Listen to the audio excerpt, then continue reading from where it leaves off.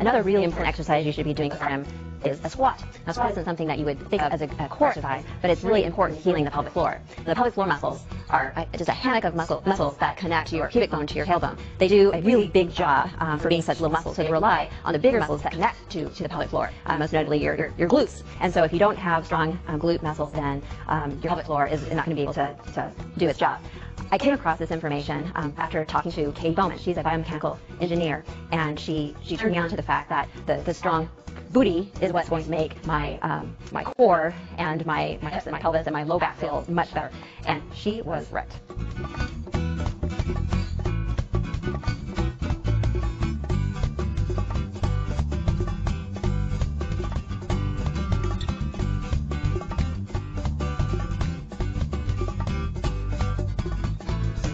One last thing, you've probably heard it from many other people, that Kegels are also another great exercise for the postpartum mom. What I'm going to tell you that's a little bit different, though, is to remember to relax after the contraction.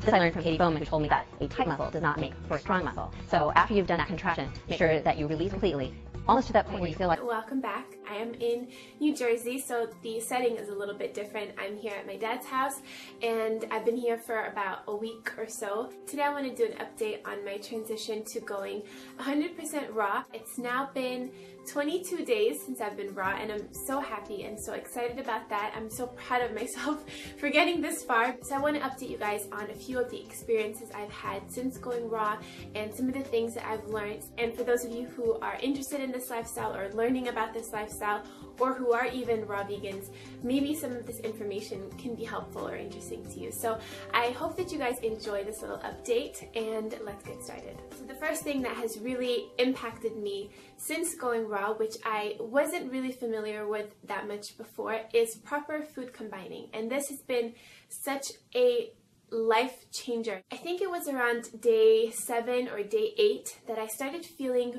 really bloated, and I didn't really understand why. I started Googling why you could be bloated when you're on a raw food diet, and this amazing thing popped up that I'm like, oh my god, I should have known about this, and it's proper food combining. If you put it into Google, you can find different charts and tables and things like that that kind of explain it, but I'm just going to explain it like very simplistically. The easiest way for me to understand it and to truly put it into practice is by understanding what foods digest first and what foods take longer time to digest. For example, fruits take about 30 to 40 minutes, depending on what type of fruit, to digest in your stomach, whereas leafy greens take a little bit of longer time, and then the meat and the dairy and the cooked foods take even longer. So what can happen is if you are raw and you eat like a big, beautiful green salad and then you have fruit afterwards, it can kind of cause a traffic jam inside your digestive system because the fruit is ready to come out much quicker than the greens are. And you kind of get this blockage in your intestines, which can cause a lot of discomfort, bloating, gas, acidity. So that's definitely something to think about, even if you're not interested in going raw.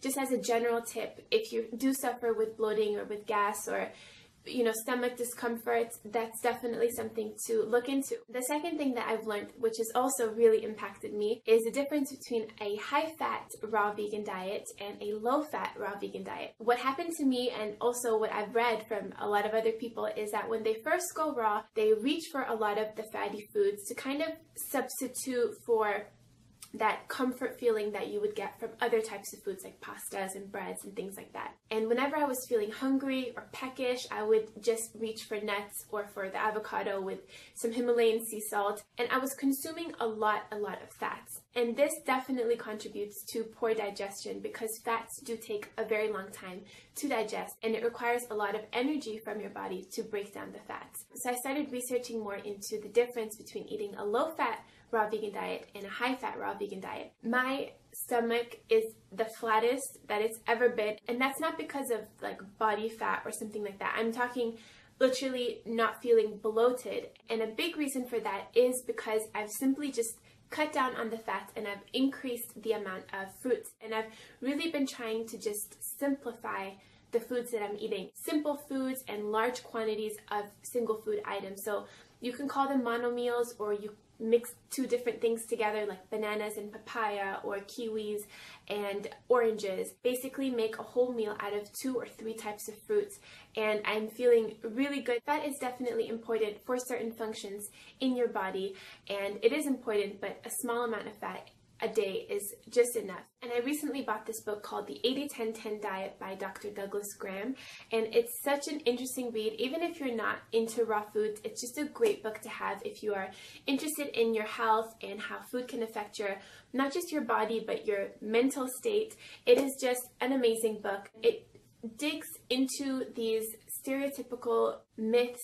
that we have about certain foods and how certain foods affect us, and it really shows the science behind it. One of the things that this book stresses is the importance to eat enough food. I think a lot of people are scared when they hear about raw foods because they think that they're going to be starving and hungry, and that's not at all the case. You just want to eat larger quantities of foods. I want to read a little excerpt from this book, which is called Emotional Eating. I thought this was really interesting when I first read it. One of the primary ways we handle painful emotion is to literally eat ourselves numb with dense, hard to digest foods, the so-called comfort foods. This is effective because of the nature of our nervous system. Our bodies have a finite amount of energy at any given time. The digestion of food and the conduction of emotions each demand so much energy that they cannot be performed simultaneously. A classic example to demonstrate this property of our nervous system is a funeral, where some people are grieving so intensely they cannot eat at all, while others cannot stop eating. As we lighten our diets to vegetarian, vegan, eventually raw, we quite commonly become more aware of our emotional selves. When we commit to eating a raw diet, we gravitate towards fatty foods to provide emotional numbing, as most fresh fruits are not sufficient sedatives to overcome emotional distress. Usually this leads to the consumption of exorbitant amounts of nuts and seeds, which are easy to overeat because they do not quickly trigger satiation.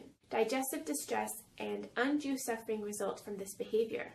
The answer to all of this lies not in consuming food at all, but in maintaining emotional poise and developing the ability to fully feel our emotions. So going raw is definitely a journey. You need to be very conscious and understanding to recognize how you're feeling, how your emotions are, and try to become aware of yourself. So it's definitely not just about getting a healthy body, it's also about getting a healthy mind and practicing positive thinking and self-control. It's a beautiful thing. So basically, I've just cut down on a lot of the fat that I've been eating, so nuts and seeds. I stick to about, I want to say, a handful of fats a day. The third thing I want to talk about is also pretty interesting. One of the comments I get often is, aren't you scared that it's going to make you really big because of all the sugar? And I guess it is a valid thing to think about because there is a lot of sugar in fruits. The sugar in fruits is simple glucose and fructose, which your cells can use right away.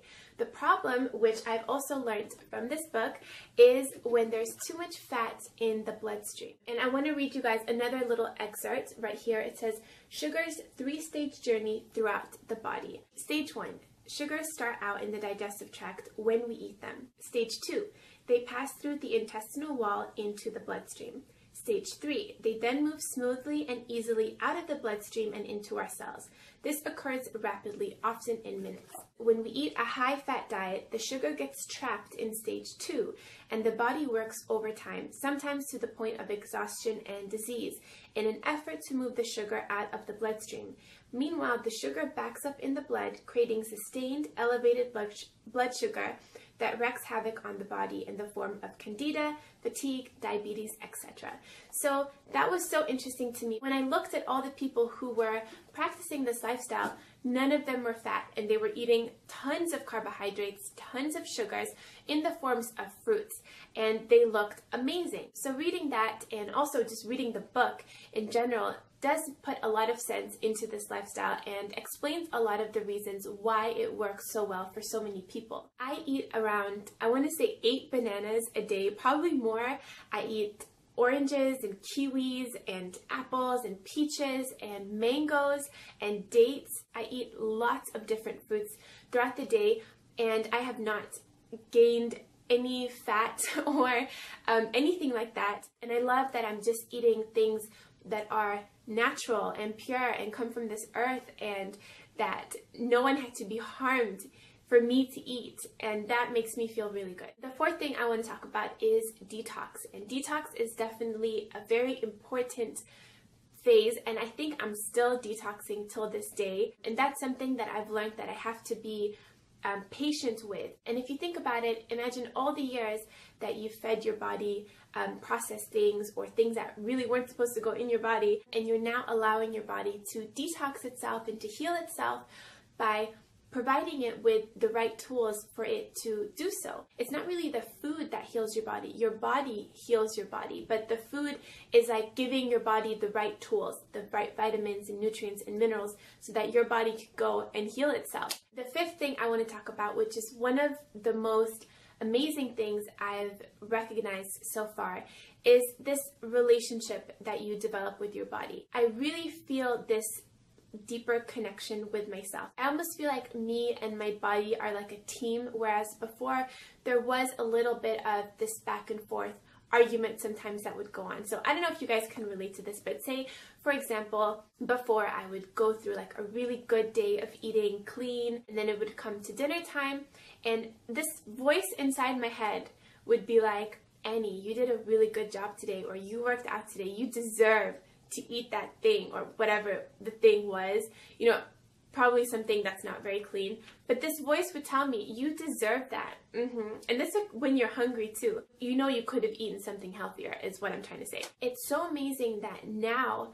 I'm on day 22 and I haven't had one negative or, how do you say, backwards conversation with myself. I'm so proud that I've been able to reach this far, because at the end of the day, food really shouldn't have anything to do with your emotions. Food is fuel, and that's always something that I believed in, but now I feel like I'm really practicing that to the fullest potential, and it feels really amazing.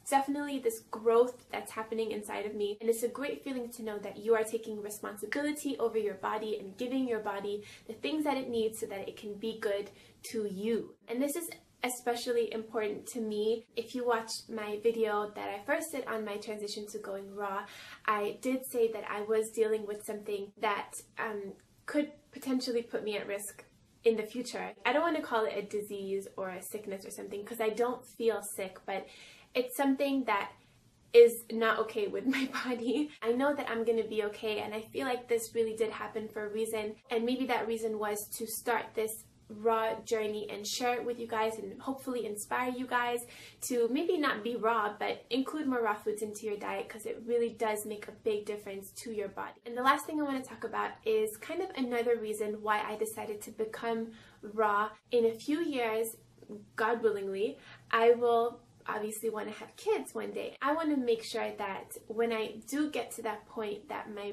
body is clean and that I'm going to be 100% able to grow the best child that I can. That's one of the big reasons why I also want to do this. And once I do have my child, I want to try to raise him or her through this lifestyle and really show them this other side of eating, and that you can have a really good relationship with your food, and that your food will love you back just as much as you love that food. And that's so important, because I feel like in today's society, you really do have this love-hate relationship with food, and it shouldn't be like that.